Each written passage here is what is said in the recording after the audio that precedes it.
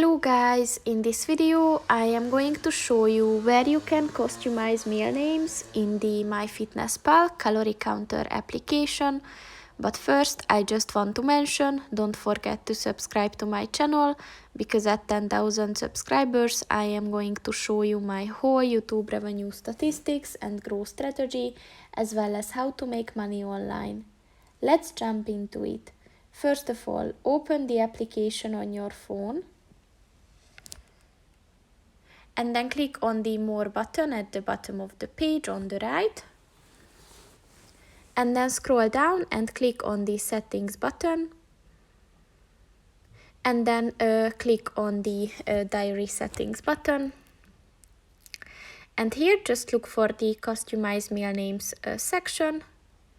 And as you can see here, you can just edit the name of your first meal, second, third, and fourth. And you can also set fifth and the sixth if you want to.